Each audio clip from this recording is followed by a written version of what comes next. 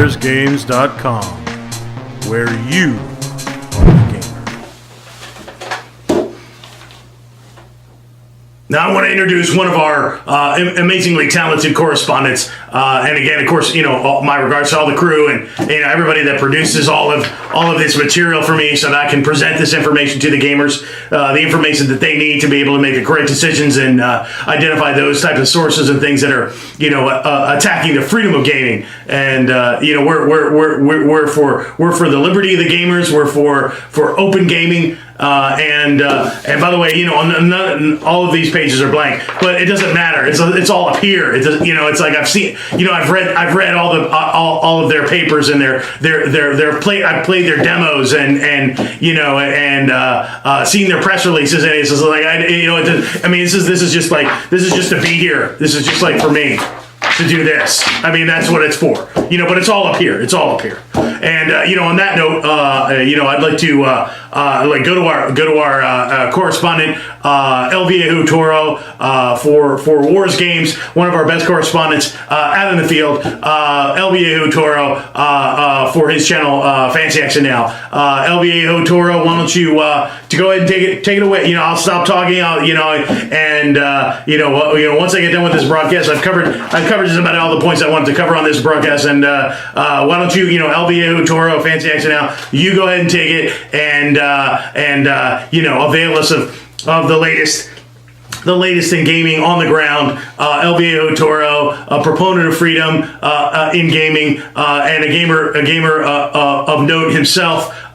You know, since the beginning, since like, you know, Atari 2600, Pong. I mean, this guy's been there since the beginning. So, you know, without further ado, you know, I want to let him go ahead and take over and, you know, let him give you the benefit of his knowledge. We've already talked. We talked off air. He calls me, I call him, and I just want him to be able to come in and give his commentary on what is the latest in the war for games. Where's games? The war for games. Your freedom, your gaming freedom. El Viejo Toro, Fancy Action Now. Hey everybody, this is El Viejo Toro in the Zen Lounge yet again, and we're going to do another one of these Big Fat PS2 collection top 20. And I recorded, and you'll have to let me know in the comments, I recorded my Big Fat 360 collection where I went through every title in the collection, and it was like 2+ hours. I mean, it was a long video, and I can break it up into segments, and then I did the top 20, and when I edited the top 20, I'm like, that's pretty punchy. You know, it's not every title in the collection, but it's a nice, decent sized video, and you hit the highlights of the collection. Now you can see here, this is my PS2 collection. It's about 180 titles, give or take. It's about 180 titles. So that's a lot to go through per. And then of course I've got to run my mouth every single time. I just can't, I'm just like, oh, this is boring if I just say the title and move on. You know, so I talk at each one, and man, it just crazy. So with the PS2 collection, it has grown significantly, still not even, it's about 5%, maybe, it's like maybe 5% of the entire PS2 collection, which is humongous. Over 2,000 titles. I believe it's like 2,100 or something like close to 2,200 titles. So I think 2,183 or 2,184, something like that. So it's the big, one of the biggest collections or biggest total set of games of any system. I think we're still producing games. PS2 was still producing games in what was it, 2013, 2014, something like that. The last release, I don't know. I think the last release was like 2013 or 2014, something like that. Which is amazing. It's a crazy good run, and it's one of the best systems out there. It was a reliable system. It was many people's first DVD player. As it was for me. It was my first DVD player, which was just amazing. I remember, I think one of my first if not my first DVD, was Starship Troopers. That was a huge DVD when it first came out, Starship Troopers. And then The Matrix. The Matrix was like one of my next like DVDs that I got. So some of those early DVD movies were just amazing. So it was wonderful technology, got us away from VHS, thank God. I hated those big plastic things that you find to this day. You know, people are still bookstores and thrift stores, and you know, they can't get rid of these VHS. They ought to just melt them all down and build houses out of them, you know, convert it into housing. Take VHS and just convert it into a house. Yeah, I think that's a good idea. So anyway, this is my big fat top 20. I do have some honorable mentions here, which we'll save for the end. But out of my PS2 collection, now what is embarrassing a little bit for me as a game reviewer, commentator kind of thing, is a video that I've been trying to do and I just have not got around to doing, is embarrassing franchises for me, not the franchises, but as a game YouTuber, game series I've never played. Now, one of them I'm very ashamed of, which I'll get a lot of heat for, is God of War. I have not played any of the God of Wars, and I own almost all of them. Even like the remastered portable collection on the Sparta one, and there's another one, but I don't know, it was a Chains of Olympus. I forget what it was. But I even have the mobile remasters. Have not played them. Have not played them. Same thing with Assassin's Creed. I mentioned that a lot on this channel. Still, and I own the first one, the second one. I think I own a few others, but I know I have the first one. I know I have the second one, and I understand that those are really good. If I'm going to play them, play the first or second one. And that goes back to my rule of thumb that usually it's the second game that is the best, because the first game is usually a groundbreaker. The second game is usually a refinement of that groundbreaking gameplay. So those are usually the two best. System Shock 2, you know, that kind of thing. Doom 1, Doom 2, you know, those are the standbys. So at any rate, so you're not going to see a God of War in here. You're not going to see God of War on a PS2 top 20, which is sure makes me a heretic. But let's start up here. Now, I love the greatest hits with the red case, and I love especially PS3 that actually has the actual physical case is red. So it just eye pops you. I have a bunch more, like here's Star Wars, the video game, Lego Star Wars, Need for Speed Carbon, Gran Turismo, Sims. Not a big Sims fan. Resident Evil Code Veronica X, I found that in a pawn shop. Jak 3, Jak 2, Cabela's Dangerous Hunts, Iron Man, Ratchet & Clank Up Your Arsenal, Godfather the Game, and Ace Combat. So those are the other, I think I'm going to put this one in my honorable mentions. Well, live change is happening right now. Woo! All right, so we're going to start with my top 20 and get right on with it. Soul Calibur 2. Soul Calibur, PlayStation 2 was my system when the Soul Calibur thing happened. If you remember, Soul Calibur 2. Soul Calibur 1 was the huge hit on the Dreamcast and PlayStation 2, of course, but it was really big. It was really the breakout title and visually superior to the PlayStation version. But after the Dreamcast died, the long-awaited sequel, Soul Calibur 2, hit, and they did something very unique where they gave you a bonus character on each different system. So, and I thought that was a creative idea. You don't see that going on much anymore, and I wish they would do that, because it's just, it just makes you proud of that system. It inspires you to maybe get the other system, because we got Heihachi, I believe is it Heihachi? Let's see, Heihachi, yeah, Heihachi, who I like. I mean, he's a good character of the series, but he was the least interesting of when they did that. And again, they did it in 3 too, and they did a little better in 3. But think about it. I mean, Soul Calibur 2 was like Link or Spawn. I think Xbox got Spawn, GameCube got Link, and we got Heihachi, which was just like, ugh, you know, I was like, or Yoda. I think Xbox got Yoda, You know, I'm like, and then what PlayStation got Darth Vader, I think that's 3. They got Vader, which is the coolest one. I think I think they gave us Vader. PlayStation got Vader in the next iteration because it was just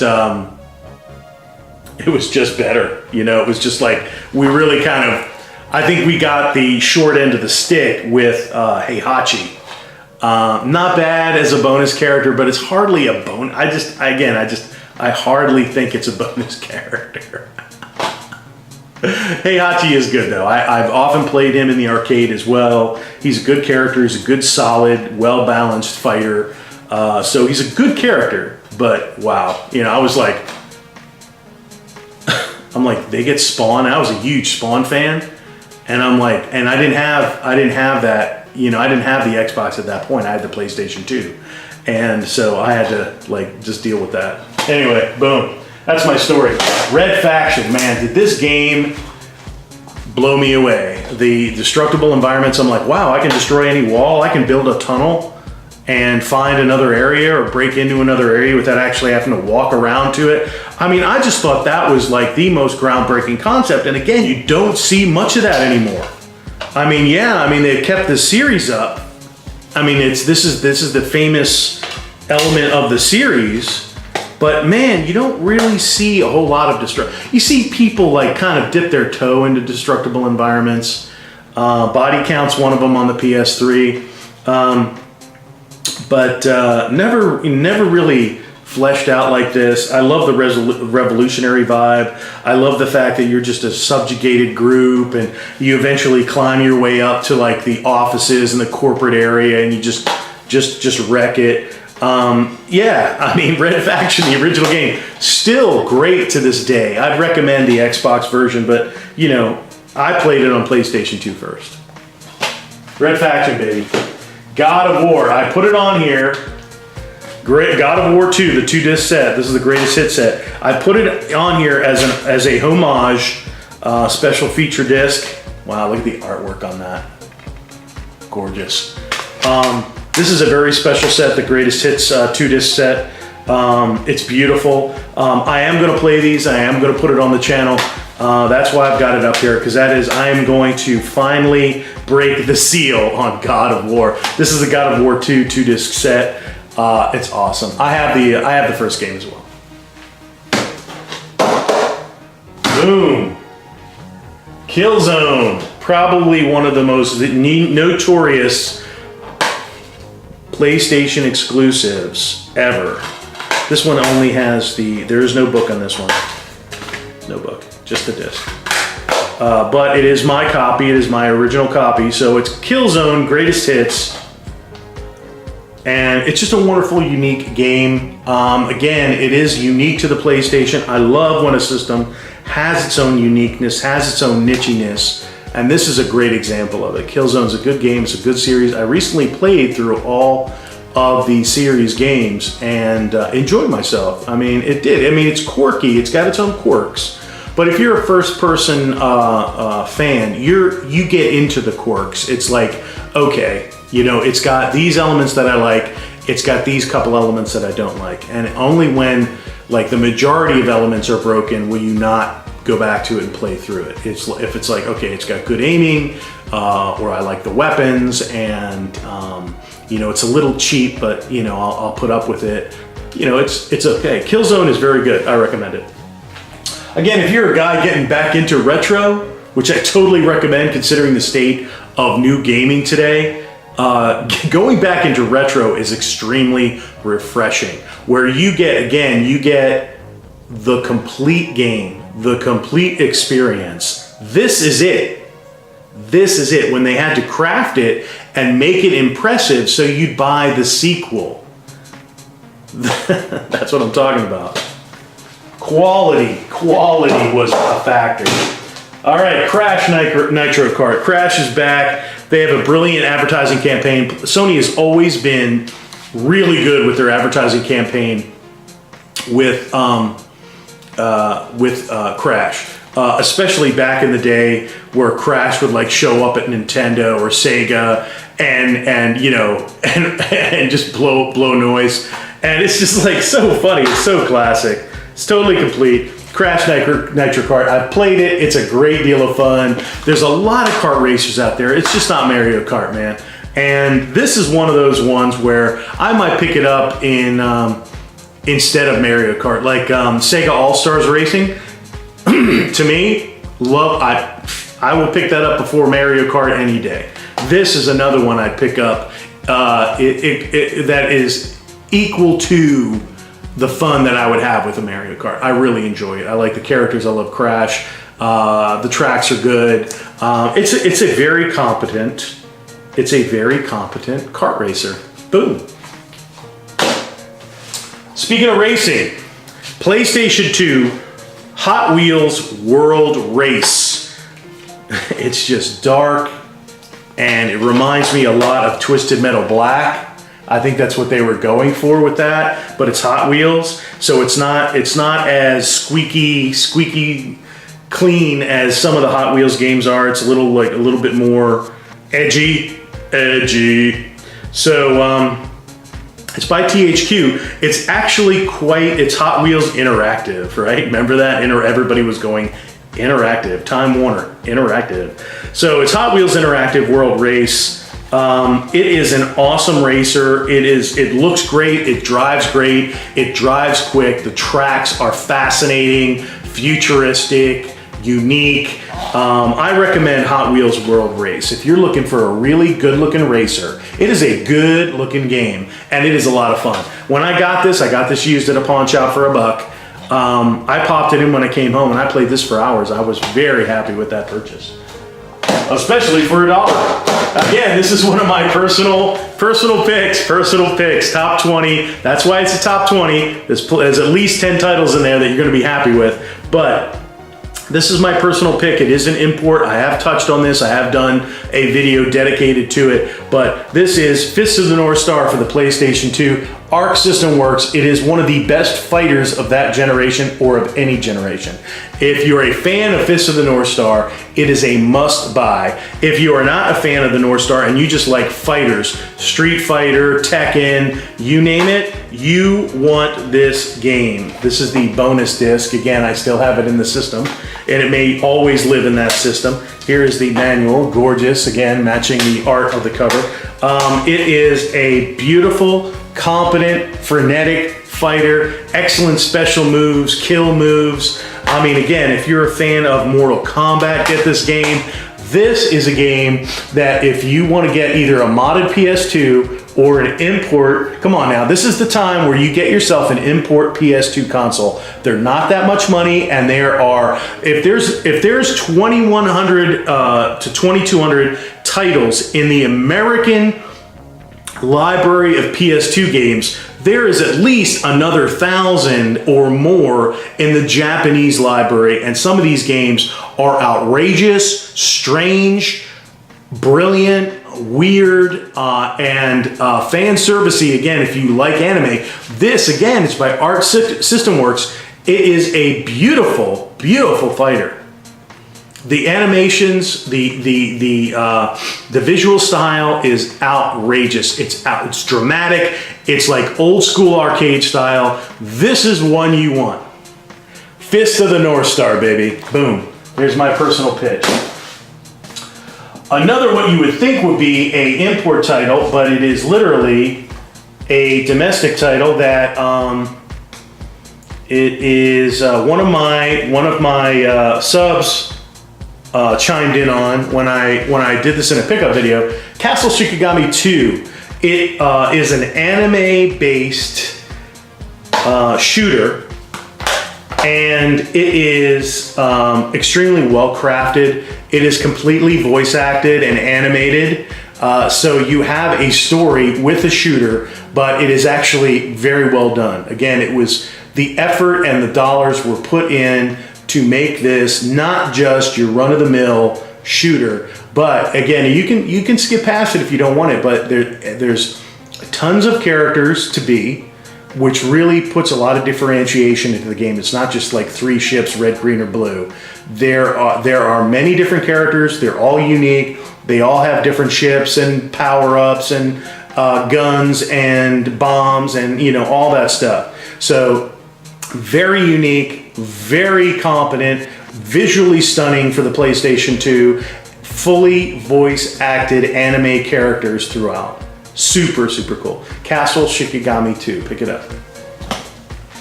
The Sopranos, Road to Respect. You're like, wow, dude, that's kind of gutsy. You're putting a Sopranos game on a PS2 top 20. I love it because it is very faithful to the show, right down to the theme song at the beginning. And it is a a lot of the characters from the show voice their parts. Again, James Gandolfini is now so it's very much like the show. I highly recommend it. All right. Again, gutsy. Okay, another gutsy title is Greg Hastings Tournament Paintball Maxed. It is autographed by Greg and another famous paintballer. There you go. And there are several paintball games on the PS2. This one is one of the best.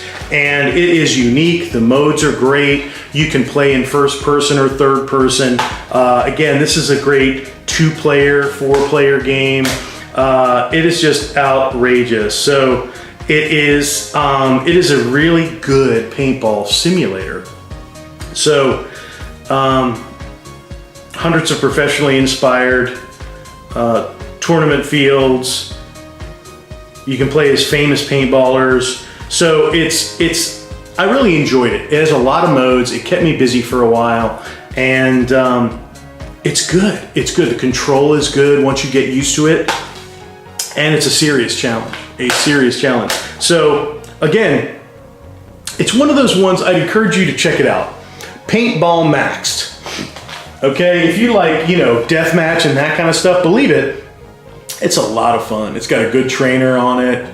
Fantastic. Totally recommend it. All right, boom. Twisted Metal Black. How can you not recommend this title?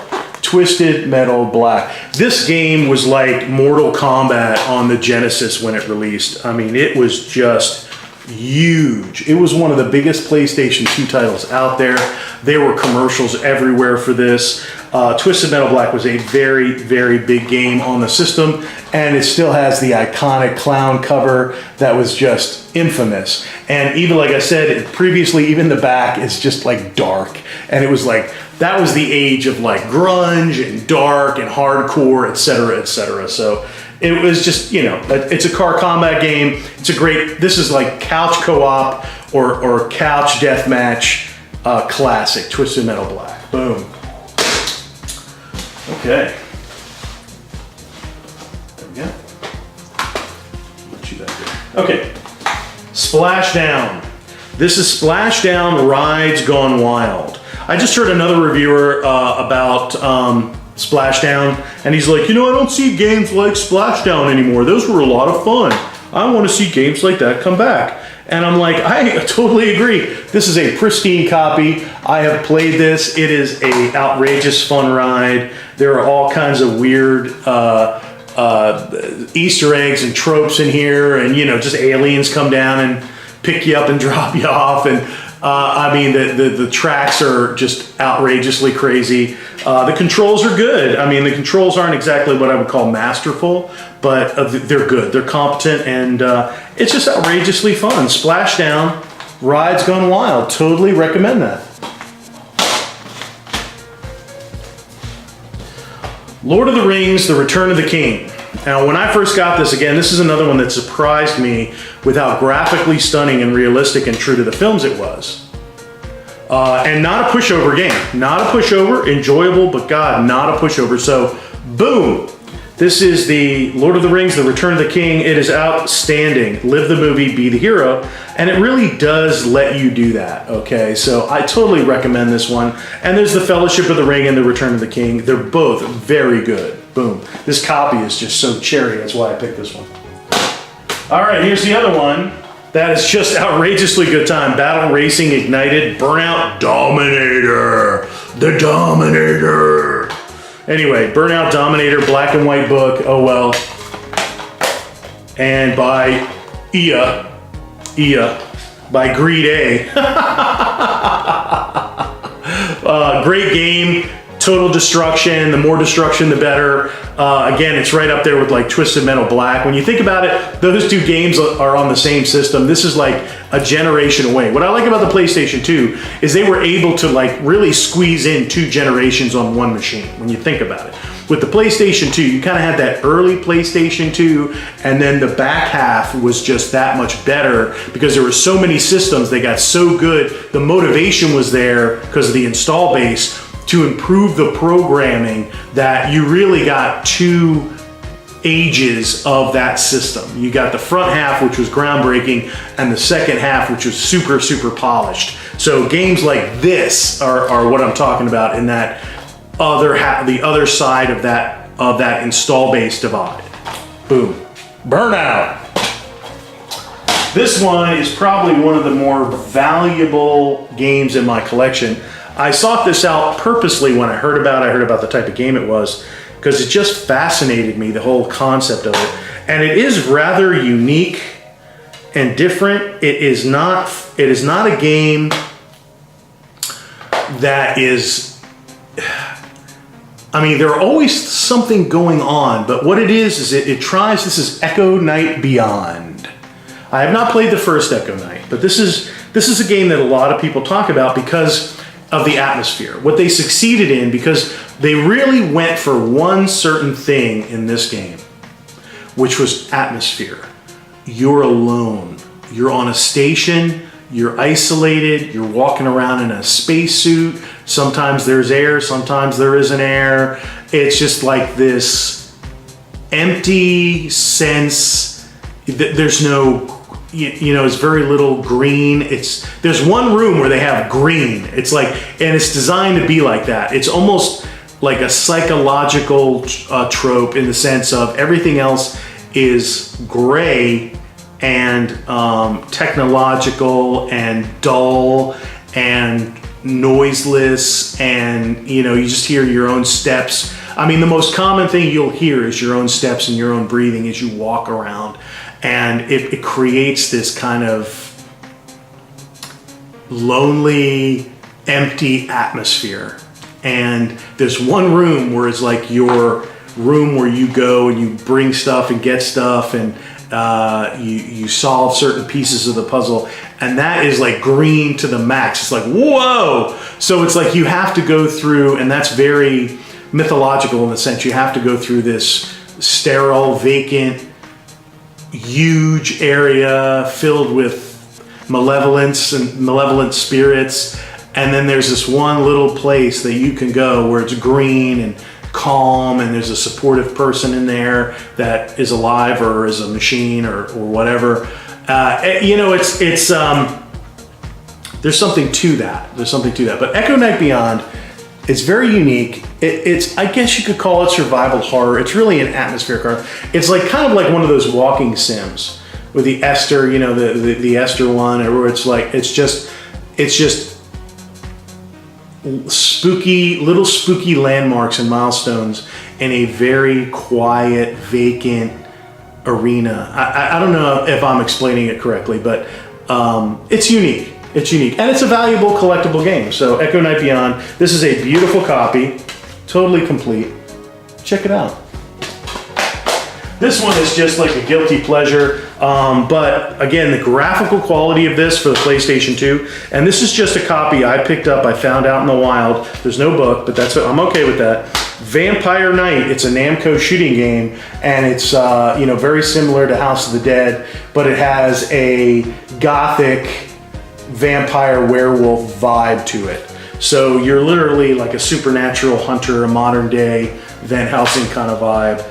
Vampire Knight, totally recommend this on a CRT with a light gun, and you're good. You can do it, I've played it with the controller, and it's, you really need a light gun with this game, but it's super cool. Vampire Knight, it's right up there with like House of the Dead 3 or something like that on Xbox. RYGAR, this game totally shocked me with the level of quality. This is one game that I can recommend to any PS2 owner. If you see it out there and you're like, RYGAR, whatever, no, pick it up. It's actually quite good. It's graphically stimulating and challenging. It actually has, I have the lenticular where he shoots the shield at you, a lenticular card in there, which is pretty cool. You get a lenticular card. Yeah, that just is what it is. It just is what it is. Yeah, cool. So again, one of the few games I have with has a lenticular anything. So RYGAR, totally complete, super cool, visually stimulating. The gameplay is great and creative. This is a hidden gem, literally, not to use that cliche, but it is a hidden gem. From Russia with Love. What a great game. I've done a review of this on the Xbox, but the PlayStation 2 version is worthy. It is an outstanding homage to the early movies, and you get to play as Sean Connery, and it is visually impressive. It is a third-person adventure shooter, and it is worth anyone's time. It is produced by Grade A. They actually did a good effort on this. And here's the big daddy. Here's the big daddy, Resident Evil 4.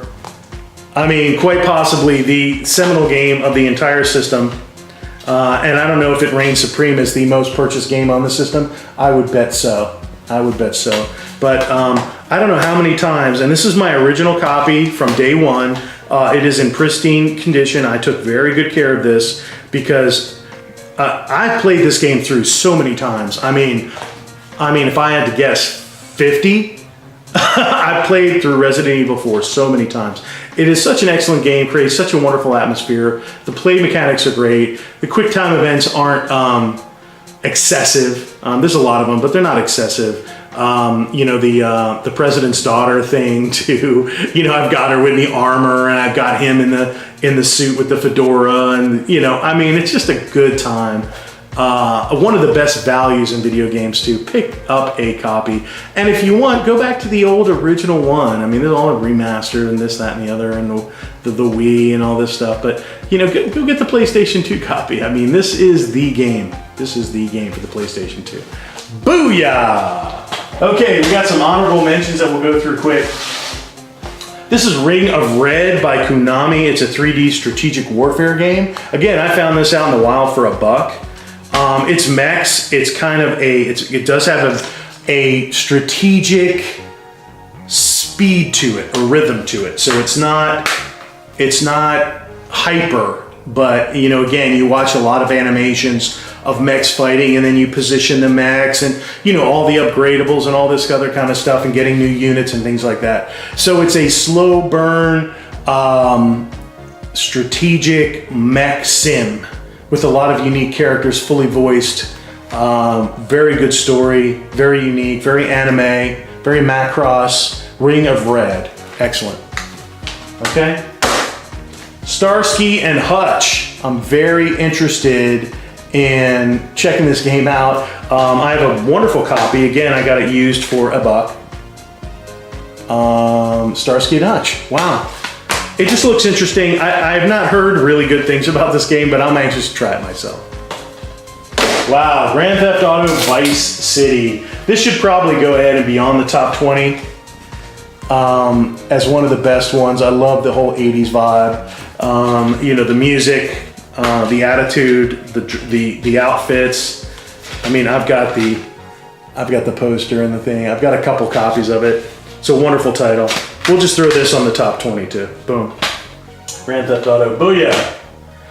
Siren. This is one of those. This one's a little bit more common than some of the other ones, like Rule of Rose and that kind of thing. But Siren or Fatal Frame and that kind of thing. But this is one of those ones that's a little bit more valuable. Siren for the PlayStation 2. This is a beautiful copy. Resist the Call of the Siren. So, super spooky Japanese survival horror game, Siren. Shin Megami Tensei Nocturne by Atlas. Totally occulty. You've got the, you know, the pentagram. It's a beautiful copy. And again, it's great. It's I played it. It's it definitely has that spooky mood to it, but in that Japanese vibe. Wow, super cool. Shin Megami Tensei. Persona 3 by Atlas. Another Atlas title. It's like Atlas. Okay, good. So Atlas, Persona 3. Again, Persona games are extremely popular. They're very collectible too. I found this in the wild at well for a few bucks. Couple dollars. Persona Atlas. Look at that mech imagery on the back. That is just impressive. Don't you love Japan? God dang it, I love Japan. Again, the exact same pentacle on the from the Shin Megami Tensei on Persona 3. Silent Scope, honorable mention, Silent Scope. Super cool, classic game. Again, a lot of these were made popular on the PS2. This copy's a little bit rough. I'd give it like a B. A little bit rough. Metal Gear Solid 3 Snake Eater. Again, PlayStation 2. Really the PlayStation in general home of Metal Gear Solid. So I had to have at least an honorable mention Metal Gear Solid game, and I selected 3. Probably 2 is probably the biggest hit of all of the entire series, but I like this one as well. Smuggler's Run 2, Hostile Territory by Rockstar. This is a racing combat game. Again, Rockstar, visceral combat, hilarious good times. Smuggler's Run, highly recommended. And then here's an honorable mention for Mary-Kate and Ashley, Sweet 16, License to Drive. All right, that's just a joke, everybody. Please avoid Mary-Kate and Ashley's Sweet 16, License to Drive. I have a daughter, and she will probably never play this, and neither will I. So there it goes. That was my little joke. So this is my big fat PS2 collection, top 20 plus bonus honorable mentions. Tell me what you think. Tell me about some of the games that I haven't played. Tell me about some of your favorite PS2 titles. Let's relive the memories of one of the best gaming generations and systems of all time, the PS2. Peace out, my brothers and sisters. Boom!